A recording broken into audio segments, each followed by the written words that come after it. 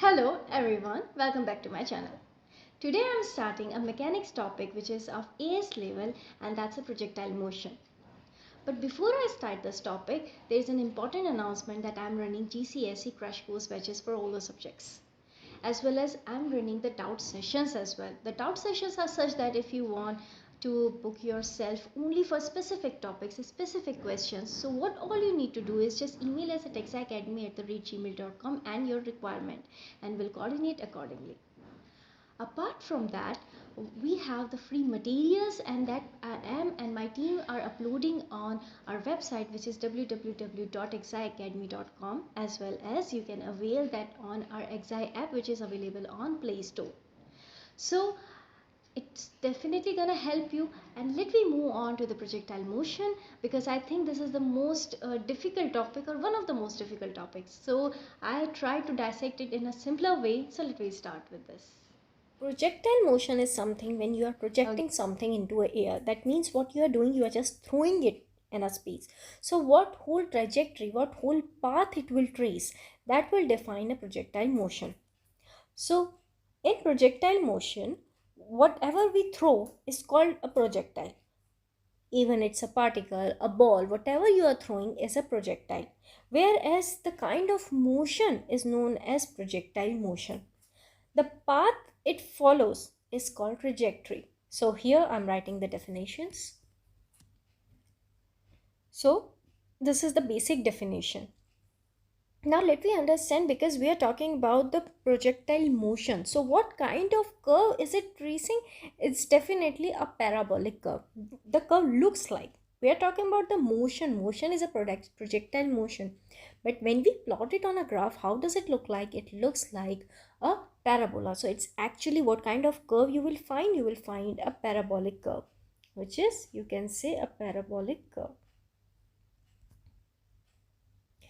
Because we are talking about the motion, so motion is described by the velocity, acceleration. So say for example, this particle, this whole green curve that I have drawn, which is a parabolic curve, is nothing but it's showing you the projectile motion. So when you project any particular particle, definitely it possesses some velocity. So let's say u be its velocity. If you are throwing something in a space, it has two components. If something is in space, that means it has covered x-axis as well as y-axis, because that's the reason it's in.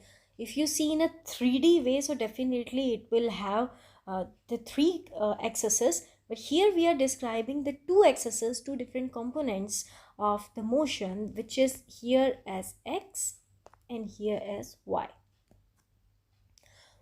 If every particular point or the displacement is described in two different axes, so does the velocity. That means if you're sending or if you're throwing something in air, the velocity will have two components, because it's simultaneously moving in x and y. That's why it's covering that distance. So here as well, if let's say this be theta, this angle be theta, that means the angle, this theta is representing the angle at which you are throwing an object. So accordingly, this component will also be divided into two parts. So this is also, you can say, theta then. Obviously, they are like corresponding angles. So this will also be theta. So from trigonometry, I can say this is u cos theta and this will be u sin theta. Now the question is, why this component is u cos theta, u sin theta? It's simple, because this is actually u. If this is u, if I draw it here, this is u and this is theta, this is a right angle triangle. This is what? Adjacent. This is hypotenuse, this is opposite. That is, the line that is connected to your angle is your adjacent. Ultimately, we want to find this one. That means adjacent we need to find. So I'll apply cos theta equals adjacent over hypotenuse. Here hypotenuse is v. Clearly this value is v or u. So cos theta is u adjacent over u, or adjacent is u cos theta. So from here, I can calculate with the help of trigonometry that one component, that the horizontal one, is u cos theta. Similarly, I can apply the right triangle here. This one is now my right triangle. So I can calculate the vertical component using the same trigonometric function, and I'll get the vertical component to be u sine theta. Now at every point the velocity will have two components, that means u cos theta and u sine theta. U cos theta in horizontal side, whereas u sine theta on a vertical side. If I pick this point, here the particle is moving upwards. It reaches the maximum here. When it reaches the maximum, there is no vertical component at all. Why? Because it will be only moving like this. For a straight horizontal one, how can you find any other components? When you throw something, it has component like this.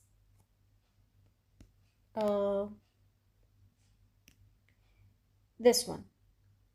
U. Again U. U. So it will, now when it will come back, we need to take U will be here like this, U. And again taking U will be like this. And again taking, so what's happening, every time it's tracing the path and you are getting the direction of your velocities. At the highest point, you can clearly see the vertical component has vanished completely, only the horizontal component is remaining. That means this is u cos theta. So at highest point, I can say, here I'm writing at highest point,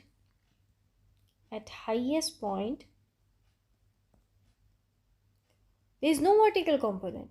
So vertical component of velocity is 0. So I can write V. VV represents the vertical component at highest point 0, whereas V horizontal is u cos theta. And when after reaching to its highest point, after that the particle will again start to deaccelerate in a downward direction, and then again there will be two components. So I can resolve still the two components here. One component would be u cos theta and another component would be u sine theta. That means vertical is still u sine theta and horizontal is still u cos theta. So this is about the velocity. Now the particle was projected from O and it landed at A. Definitely if you are throwing something, it will eventually going to land at some point. So there should be an initial point as well. So O is the initial point and A is the final point. So whatever the whole distance covered by this particular particle in horizontal direction is called range. Whereas in vertical direction, definitely in vertical direction also it will travel. The highest point up to which it travels is what? This is the maximum height. So at every point, suppose this one, this describes the height of the particle at particular point. But the height of that point up to which this is the maximum point, this one is the maximum point. So that's why the distance between the maximum point from the ground is the maximum height. That means this will be the maximum height covered by a particular projectile, particular object. So the range is important as well as the maximum height is important. Now let me talk about the acceleration here. We have described about the motion like the velocity. Now we need to talk about the acceleration. Acceleration is if the velocity keeps on changing, that means this is acceleration. Here this is under the influence of only one acceleration, that is because of the gravity. So the only acceleration that will be there is g, that is acceleration due to gravity. Because if you are throwing something, you have just thrown it. Now it's not like a car that you are providing an acceleration in between. It's in your hand to increase or decrease the velocity. No, you have just thrown it. It's now out of your hand. The only acceleration now that will be acting on that will be just the gravity, because gravity will control its velocity now. So that means in horizontal direction, as there is no acceleration, so the velocity remains constant throughout the journey, throughout the whole projectile motion. The horizontal velocity will remain same. It's the vertical velocity that keeps on changing.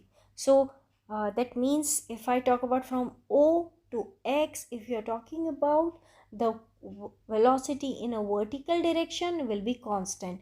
That means your horizontal velocity remains constant. That means your horizontal acceleration is zero. It's only the vertical acceleration that will be acted on the object. So we can say, I can write it here, that vertical velocity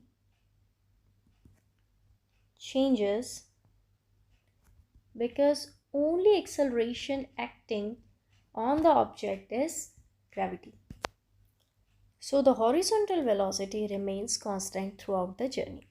Now these few things will be very important while we solve any question, while we try to understand the concept of projectile motion. Now there are few terms that are important, that is the time of flight, that is the whole time taken by a projectile. If you are studying the projectile motion, obviously the motion like time, speed, velocity, everything is important.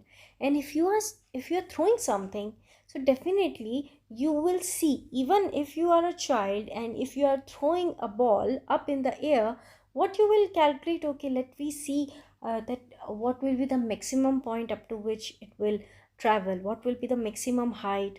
Or generally we play like, okay, I'm just throwing and see the maximum distance up to which I can throw that ball. Or okay, let's see the time taken. So ultimately what we are studying, even as a child, if we are playing, what we are studying, we are studying the time of flight, that is the time taken by projectile to move from one point to another point. We are calculating the range, that means the maximum distance up to which the projectile can reach. The maximum height, that means the maximum height in a vertical space up to which it can go. So these all things we will be studying, and also we'll see how can we calculate using equation of motion. So let me see. Now let me see how can we calculate the time of flight. The time of flight, that means the total time taken by an object to reach from initial, that is the point at which it has been thrown, and to the point where it landed finally. If you see this curve, this is a parabolic, that means if I see this half, this and this are same. That means the time taken to reach from here to here will be equal to reach from here to here. That means if I can calculate the time taken to reach from here to here, then if I double it, ultimately I'll get the total time taken.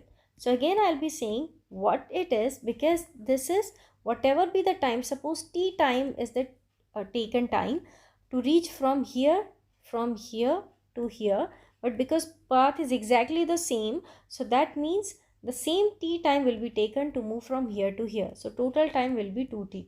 So my main aim is to calculate just t, and at the very end we will multiply it with 2 to get the total time taken.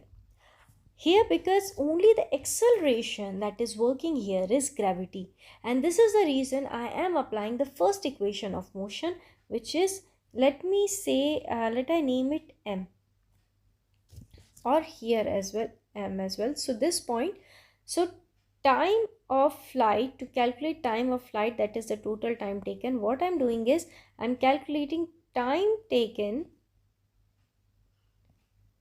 to move from O to M is equals to half the time taken to move from A to A.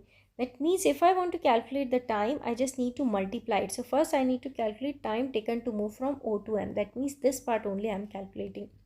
And if you are throwing it in a space, you have to consider the acceleration, and that acceleration is only g. So when I apply v is equals to u plus at, this is the initial point and this is the final point. At final point, the ball for instant of time will become 0. The velocity at the highest point is 0. So we can say velocity at m which is the highest point, is 0. You have thrown it with any initial velocity, which is u. And now finally, when it reaches to the maximum point, the velocity is 0. So final velocity is 0 and initial velocity, because we have two components, one vertical and one horizontal.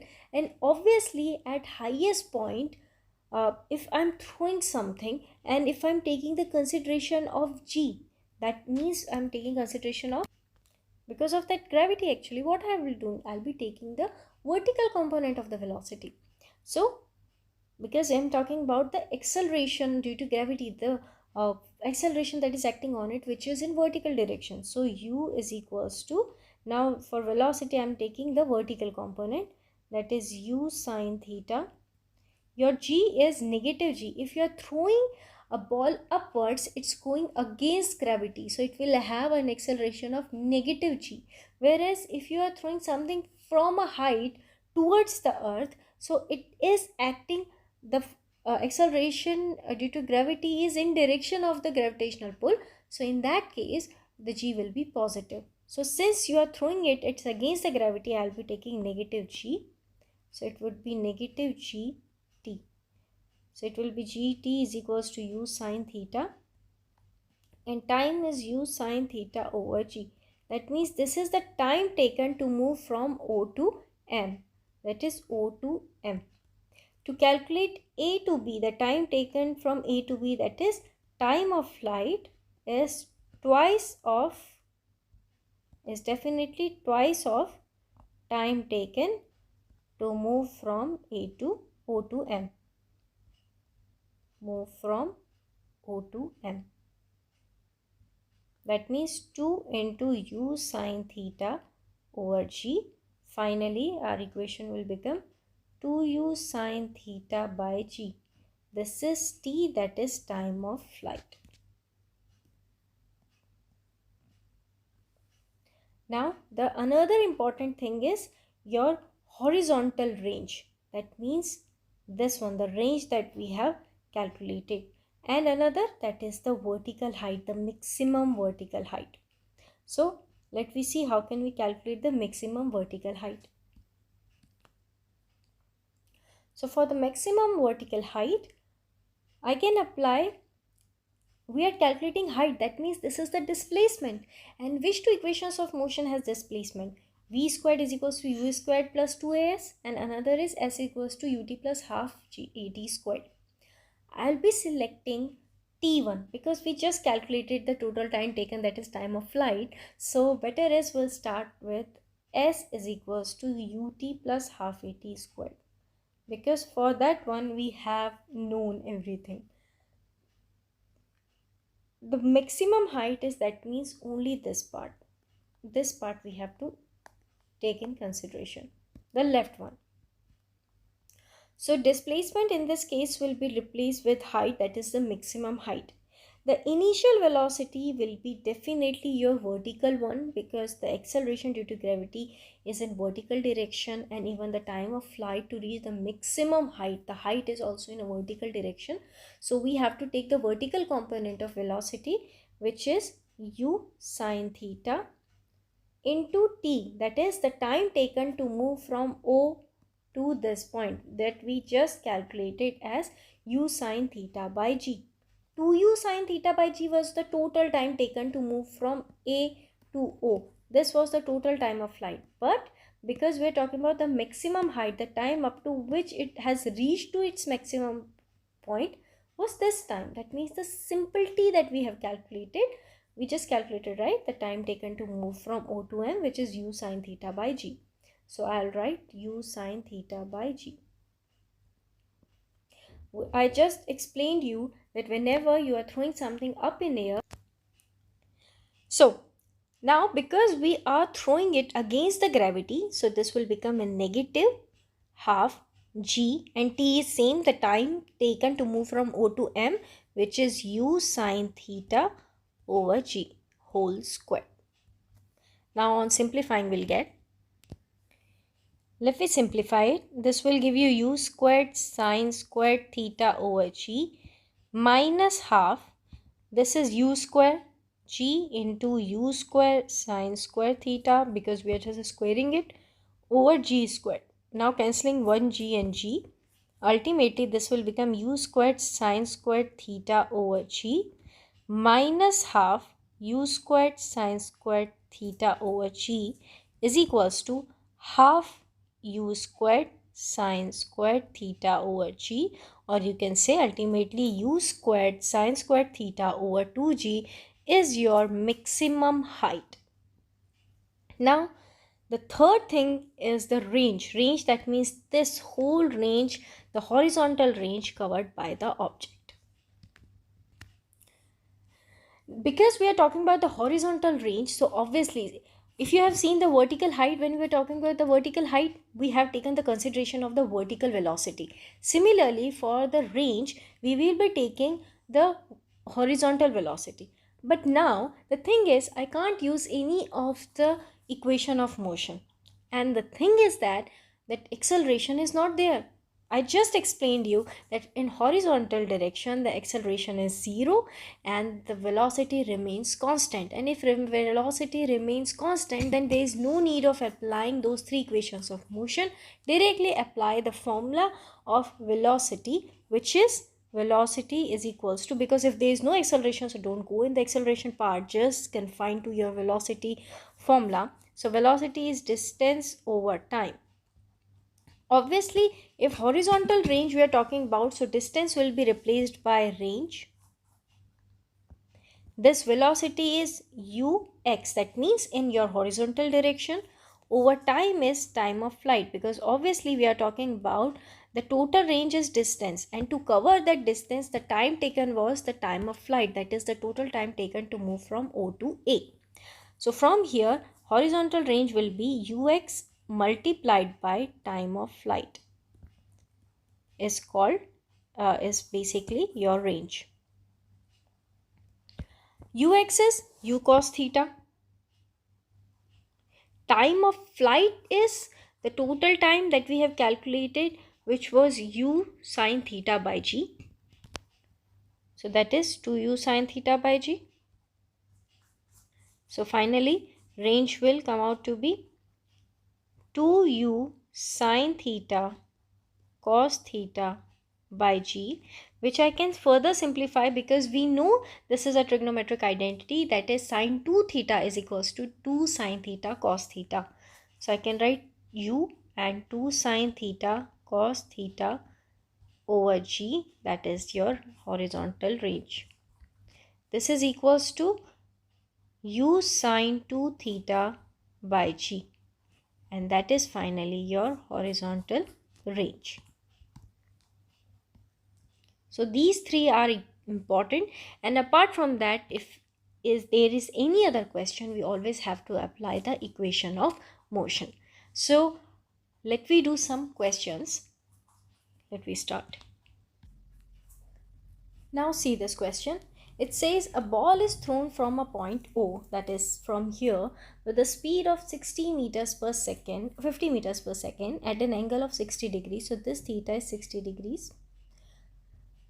And it hits the ground at M. This is at M, and it hits the ground as shown in the figure. The time taken by the ball to reach its maximum height, that means this is the point at which it attained the maximum height. And we have just seen that, but here also don't use the formula directly, but instead use the working. That means what we can use. So the time taken by the ball to reach, for that we can use v is equals to u plus at. Velocity at the highest point is 0, so final velocity is 0, and initial velocity will be taking vertical component. So this can be divided into vertical and horizontal one. Horizontal velocity is u cos theta and vertical is u sine theta. So here I can write u sine theta because we are taking vertical component. Because we are throwing it upward, so it will go against the gravity, so it will be minus gt. So here gt is equals to u sine theta and t is equals to u sine theta over g. So this will give you the time taken by the ball to reach its maximum height. Now the value that is given is u is the velocity is given as 50. So instead I'll write 50 sine 60 degrees over gravity. Let me take g. Until unless they haven't mentioned, we can take g as 10 as well. If you take 9.8, it's great. So it will be 5 sine 60. Sine 60 is root 3 by 2. So 5 root 3 by 2 is the ultimate answer. You can say in seconds. You can convert into decimal, and I'm just leaving it like that. Now the maximum height achieved by the ball. So the maximum height achieved by the ball is this. This is the maximum height, and if you remember, we have to apply S. The maximum height is the displacement. So S we have to use, and taking the consideration of the time, so S is equals to ut plus half at squared. Maximum height is h. U is the initial velocity, and this is in a vertical direction because acceleration is in vertical direction. So it's going to be u sine theta, and t is the time taken to achieve the maximum velocity, the time taken to reach the ball to reach to that point, and this was u sine theta by g. Even the part 1 we have calculated. Minus, because g is a negative, the ball is in opposite direction, so half g. T is u sine theta over g whole squared. We have simplified it earlier as well, so on simplifying you will get u squared sine squared theta over 2g. Now I just need to put the values up here. U is 50, so 50 squared into sine 60 whole squared by 2, and take g as 10. This is 2500. Sine 60 is root 3 by 2. Whole squared is 3 by 4. Into 2 into 10. I can cancel it out. So it will give me 125 into 3 over 4. So 375 over 4, or finally we can write answer as 93.75 meters, because this is the maximum height achieved. So as of now in this lecture we'll be doing only one question. Why? Because at least we should know the basics. Once we are aware of the basics, how we have to proceed and what is exactly the projectile motion, how the acceleration velocity works, then we can do the other sort of questions as well. But as of now, try to process whatever we have done here. Apart from that, if you want to book online classes, a demo for online classes, just email us at exacademy@gmail.com, and you can access the free worksheets, even these written materials as well, on the website, which is www.exacademy.com, as well as on Exi Android app, which is available on Play Store. So that's it for today. Thank you. Have a great day.